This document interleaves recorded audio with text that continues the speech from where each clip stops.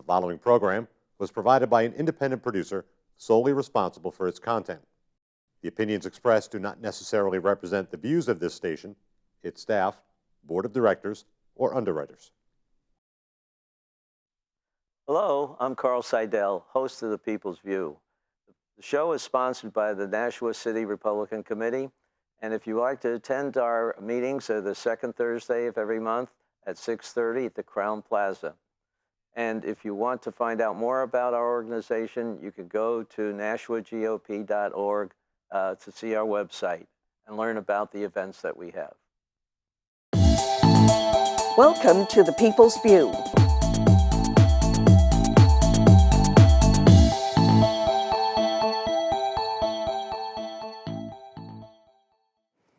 Hello, today we're talking with Doris Hohensee. Doris is running for the Board of Education. And I think you're going to be one of the lucky 5 that gets elected. I'm hoping so. Okay. Yeah. Well, tell me why you're running for it. I've always been interested in education ever since I had the 6 kids, and I homeschooled and ran into some problems within the district, and I got involved in state legislation. And then my kids went to public school, and we got involved there. So there were, I got involved, and I understand its benefits and where there's some shortcomings that need to be remedied, because I think the more you involve parents and the more you keep the control local, the happier the district will be.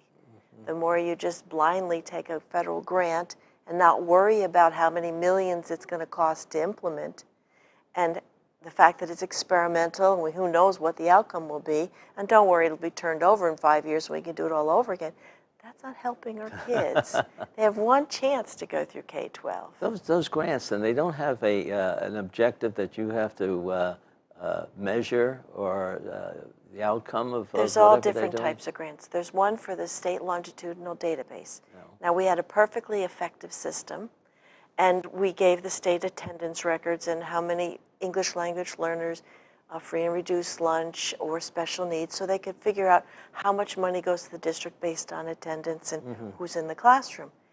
But then we got this grant, and it went live in April of 2012, which you can't see on the state website because they got rid of the 5-year backlog of archives. It's now 2. Oh, no. 2. So you can't find out any. But now they have 400 plus data points per child. They don't need that much data. Oh, and that's not the problem going to the state. They throw it over the wall to the federal government. There's no method to correct it if it's wrong. There's no method to expunge it. It's like an electronic dossier on every child. Do parents realize this? Why are we spending millions of dollars to implement this? They give us a little money, and it costs us more to implement it. Why are we doing this? So that's the kind of, I want common sense to come back. So you're going to ask questions now, and you're going Lots to stop of some questions. of these and things. I know the interconnection between the things, so I think I'll be able to add a different perspective. And I think Dave Murataki's another one that has that perspective from the state as well as the local. So I think So the it'll be local interesting. control and transparency and parental rights are really what you're focusing on. Because the parents are what's paying for it. The parents direct the kids. If they don't like the school, they'll just pull them out and find an alternative, whether it be home, private, or they'll do something.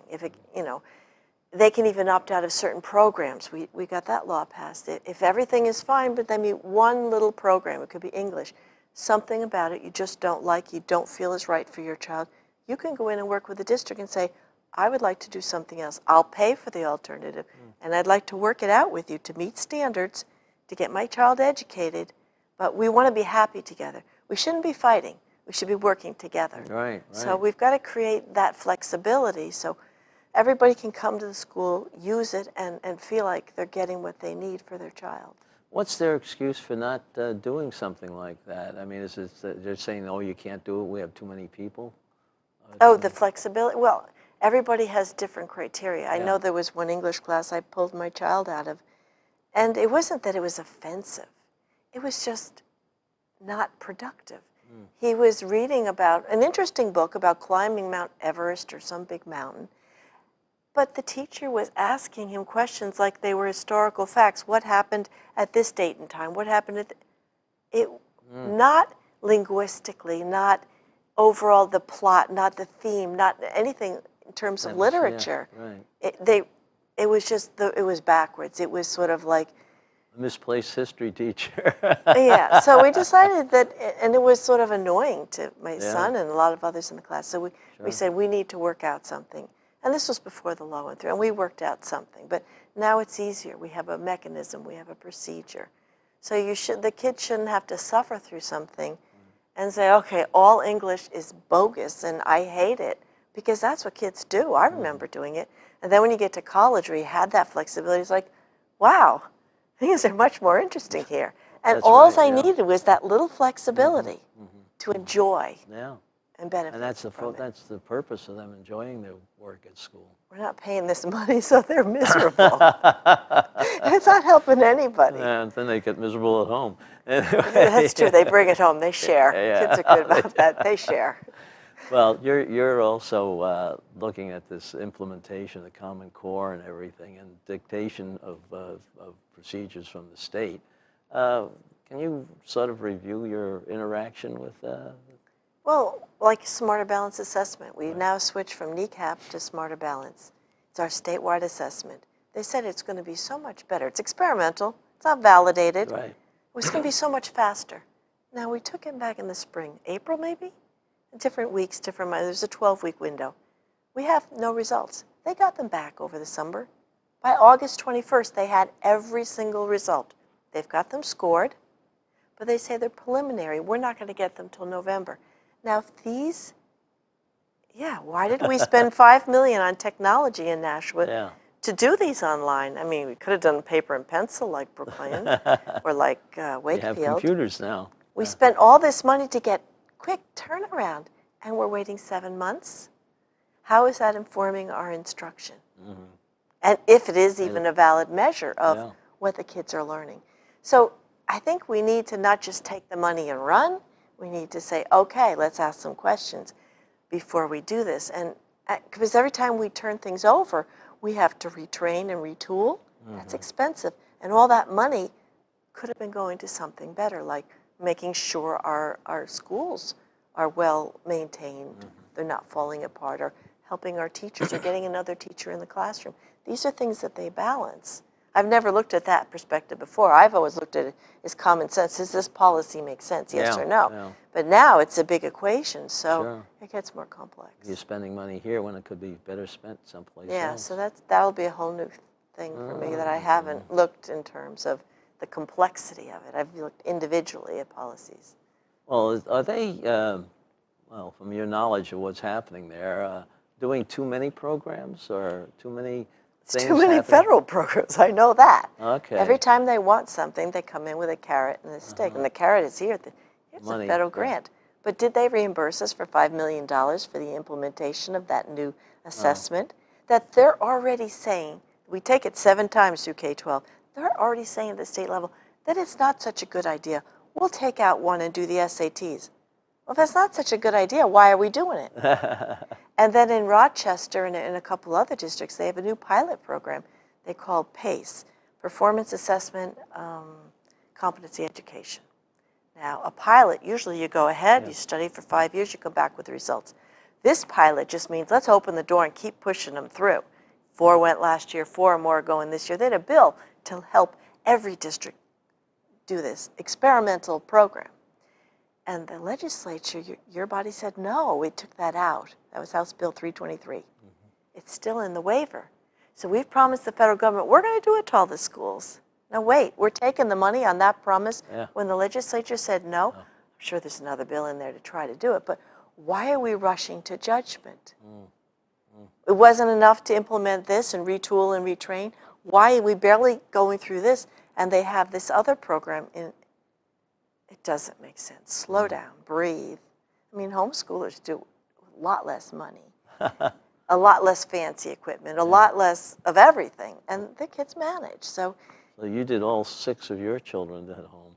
They did. They went home, and they used the school. Like my oldest tried it, loved the labs, but it didn't fit for him. But the other 5 did use it for whether it's language labs or science labs and a few other things. But that was the draw, those labs. Yeah. We didn't have them at home. So you're going to have some questions asked then at your first session. Well, I'm trying to ask them now. I've already Okay. asked Oh, the I see. superintendent. I'm trying to understand the lay of the land, going through all the policies. I think I've gone through 200 pages, and I think there's another Wow. 100 pages to go. Finding any inconsistencies in my mind, and trying to, figure out what the goals that currently exist are. So, and then I'm going to have to get into a lot of other areas besides policy, so I can understand what the conversation is, because it's a lot different than the state conversation. I see. So, I mean, pensions, that's a whole new thing for me. Oh, yeah. I knew that there was a problem. I knew they were underfunded, and it was a bit of a mess. But I haven't gotten into the nitty-gritty. How does it affect the district quantitatively, precisely? And is that the motivating factor of the custodial union contract? I was going to ask you about that. I'm going to ask that. I don't know. I mean, I'm glad that they're looking at everything. I'm sorry that the union feels so out of touch in the conversation, but their contract gave no ground. If you wanted to have this conversation of looking at everything, they had to make the vote they did. Oh, legally. really? They had to inform them that they might consider alternatives. So they made that vote. They could still take the unions back and make another contract. They still may. I have no idea which way the board will go. But they couldn't even engage in this search and consideration if they didn't make this known before they engaged in a conversation with the union, prior to. So that doesn't allow for transparency that the union wanted. Well, now you're opening up the contract, and I guess everything's fair game for negotiation. See, again, I don't know how that works. I'm going to learn, and it's not just the wages and the benefits and what they perform versus a private company. I would think it also means what this pension costs the district. That's a huge cost. Oh, yeah. And nobody's talked about that, because I've gone to several of the meetings, and that's not in the equation. So if they don't offer that information, I will ask, because if I'm not informed, I really can't vote properly. Yeah, that seems like, I would think that's a big reason for the decision. They had a very interesting union contract in Manchester recently. They voted 3 people should have recused themselves and said they had a conflict of interest. Oh, yeah. So they went to the court, and the court said it's too late. They've already signed it. I don't know what the window was, but I just found that out yesterday. So I'm like, okay, so you have to, it could not be that you have to know in advance what the conflicts are, and you know in advance who's not going to recuse themselves or say, I have a conflict. How would the voters know that? Whatever, it's interesting how it'll play out. But again, it's that frustration of everybody's trying to make the budgets work, and meanwhile, the big problem is those that waiver over there in the corner that's wagging the dog, the legislature, and telling us what we have to spend money on, and we're not voting for it, we're not controlling it, it's just top down, it's pushing costs down to the district. So. Well, it's going to be a little ways, take a little bit of your time to sort through all this stuff.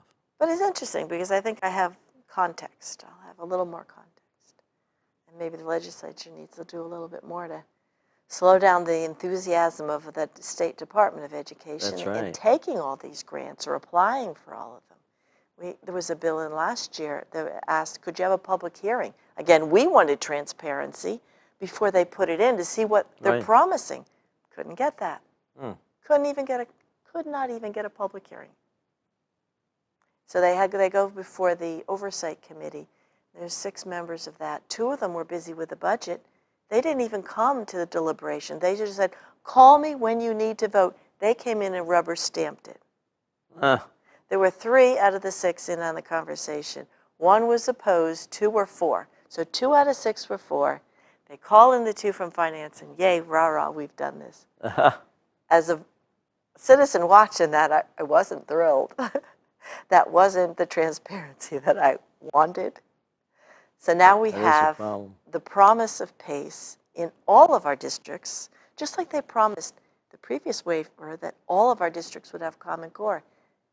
But we're not required at the district level to do that. We have to want to do that, decide to do that.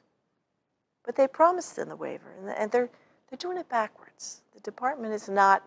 The department should be talking to the school boards and saying, "Well, what do you think?" Not the administration. Right. Why isn't the conversation going that way? Again, I'd like to know that. Mm. Because That's a bill to put in, huh? Because a lot of districts, the administration will come and say, by the way, guess what we're doing? We're implementing all of this with Yeah. Common Core, or, without saying, hey, this is coming down, what do you think? It's Yeah, cart before the horse, you're right. So, I don't know, it'll be interesting to what can the board do, and can we get the conversation reoriented so that people have a better voice? You're going to be a busy lady. Already am.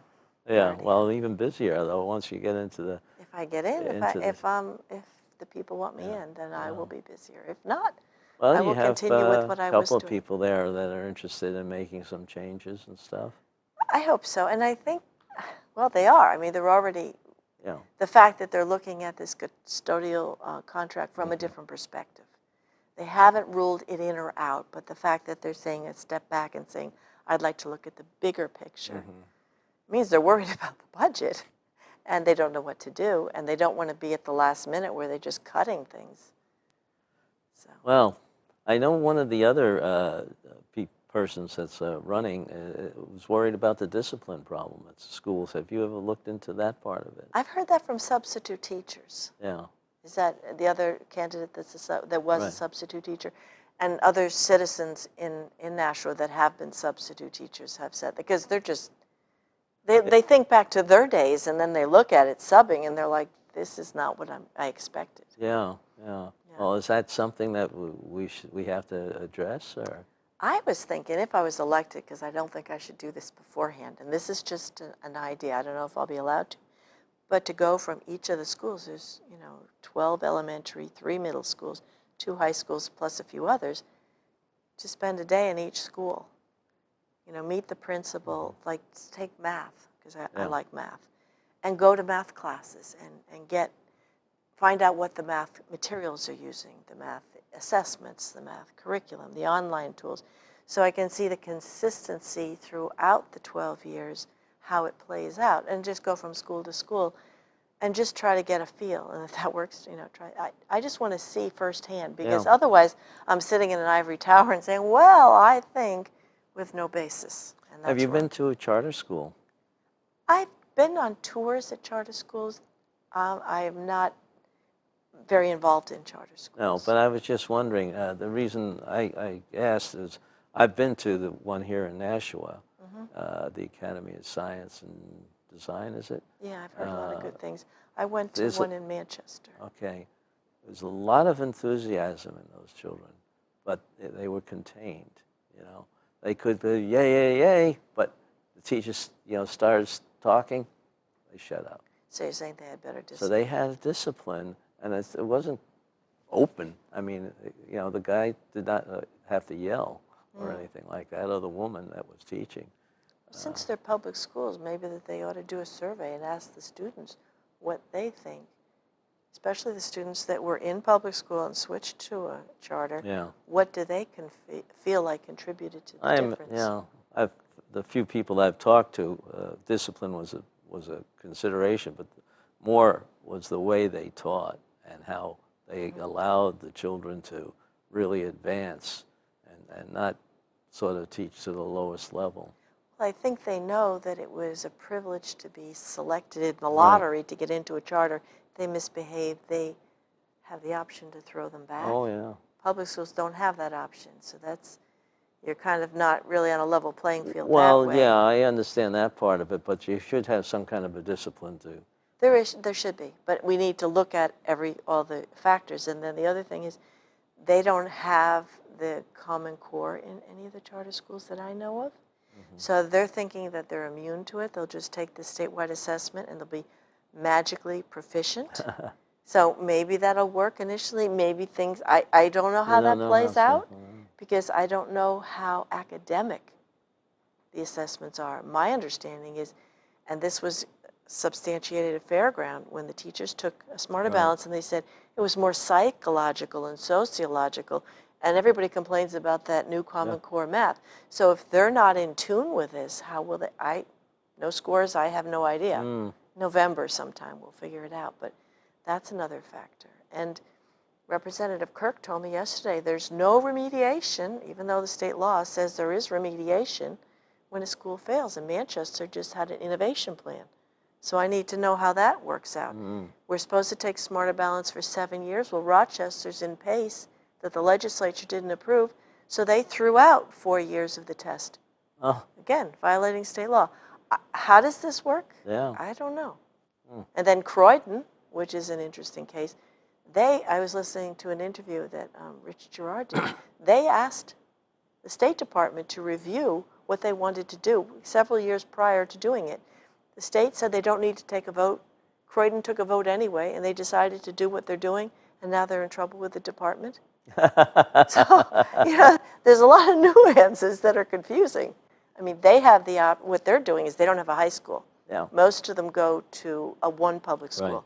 Right. And now they're using some flexibility in the state law to say, okay, you can take the money or less in the case of some of these private schools that are half the cost to go to a private Montessori school.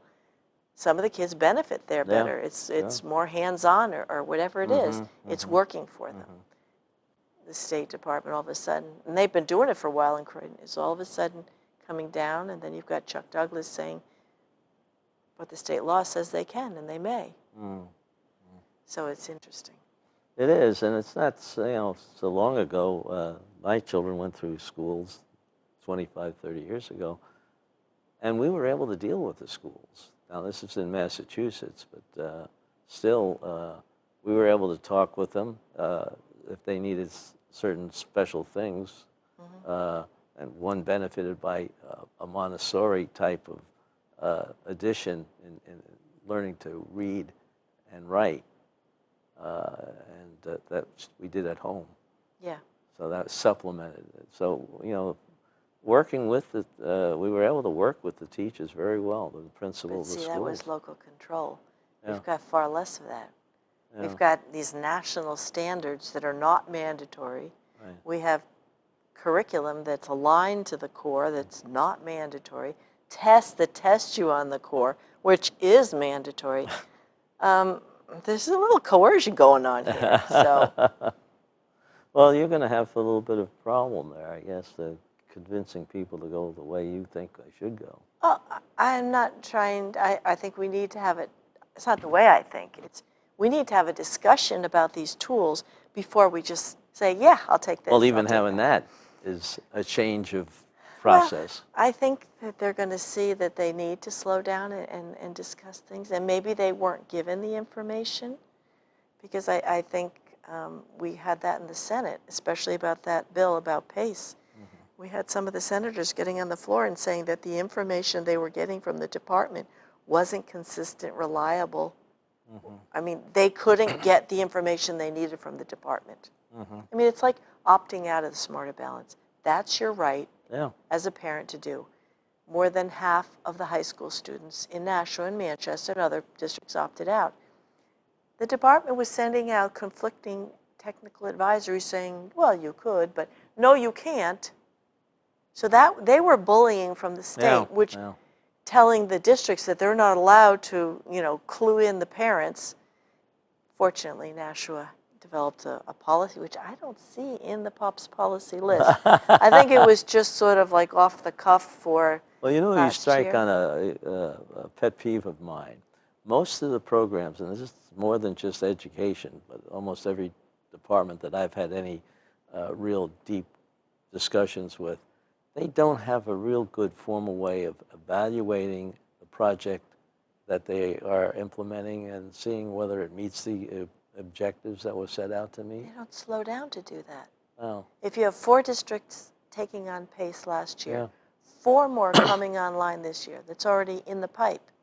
There's no results back from the first 4, and they're opening the floodgates for a lot more. And it's voluntary so far, but the waiver says that all of our districts are doing it. We're taking money under false pretenses. And because there's money involved, and the department's saying, you'll have so much more flexibility. But it's not true. You have to do 5 different things, which put you in a straitjacket before you're eligible for this new program. So now that you're in a straitjacket, you can have a little flexibility. I don't know how much, but And Well, what are the costs? Nobody tells the district up That's right. front. This is going to cost $5 million in high-tech equipment to give this test. And no, there's no money coming well, that from the state. happens with a lot of health and human services programs too, and contracts that they let out. Yeah. I think that's something that we have to look into on the state level. They sound good and they feel good, Yeah, but they're not evaluated and there's no true piloting. right. So maybe we need to slow down before we're, We're getting towards the tail end Yeah. of our discussion here, but I'd like to touch on one other thing about drugs. How do you think schools should handle that problem? Should they be emphasizing more discussion about the use of drugs in school? there's two ways of thinking, and I think they should, number one, inform parents what their conclusion Yeah. is. So when it's going to happen, the parents can get the kids that come home a little disoriented and have a continuing conversation at home or understand, because sometimes the kids just get really freaked out by what they see, especially like I think there was something in Manchester that really upset Oh, the really? parents just recently. So whatever they do, they have to work with parents and allow those few parents to say, well, you know, my child, you know, he can't deal with this. There's certain personal issues going on in our home. He can't deal with this right now, and we're going to do something simpler at home or some other program. Sure. But they're trying to, in Manchester, there's a representative, Victoria Sullivan, asking, because she had problems with her elementary school kids. They came home after seeing some of these movies. She said the parents should have seen first, so they know how to receive the kid when they come home after viewing that. But they didn't. So, I mean, if you're not going to be respectful of that parents can contribute to the dialogue, I think we're going to have problems, whichever way we decide to go. They're part of the team in teaching the child. And I'm not really into censoring so much as transparency. Yeah. You know, as long as everybody knows what's going on, the parents can self-censor if they need to. Yeah, they can do a better job of explaining to the Right. kids. And maybe 90% of the kids will need that training. Yeah. But sometimes there are circumstances where a kid doesn't, and I'm not going to second guess the kid. And I think the DARE program, somebody said statistically, or they did a survey after, but instructing and giving that much information didn't reduce the incident of the use of drugs, it increased it. Because in some way, at times you give the kids ideas, and a lot of these kids are young and innocent, and they don't know. They haven't a clue. So now you've opened up Pandora's box. So maybe some consideration of that. Are you familiar with the Don't Say No program? I mean, just say no program. I try to tell legislators. The wrong way. I take that phrase and I bring it to the state legislature. Please, just say no. I don't know the nuts and bolts of it. I've heard Okay. the phrase a lot. Well, it had been successful years ago, Yeah. but it seems like, you know, you don't, I guess you just don't say, hey, this is not right. You know, this isn't good for you, you know? Well, I think it depends on how secure the kid is. If the kid wants to fit in and he thinks it's the cool thing to Oh, yeah. do, then here's what you need to do. Yeah, and but it's I going think- to be harder. Yeah, for the kid to program, step it back. is hard, and I think that's what they addressed, that, you know, it's all right to be different. Yeah, except when the school wants you to conform. Yeah. Well, good luck. Well, thank you. Thank you. I hope everything goes well, and we look to new and better results from our Board of Education. I just hope we have an interesting discussion, lively and interesting and transparent Good, discussions. good. And we get a little publicity on what's going on, too. That would be nice. That would Okay, work. so maybe we'll have you back then after the election, after you Okay. sit in. Thank you for Okay. inviting me. Well, thank you very much, Doris, for sitting in.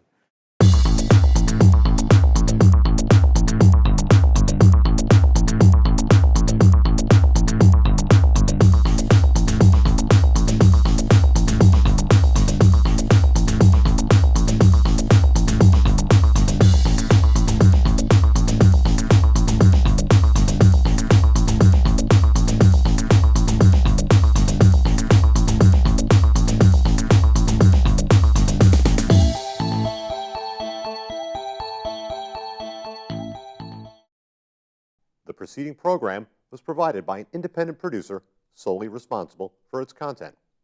The opinions expressed do not necessarily represent the views of this station, its staff, Board of Directors, or underwriters.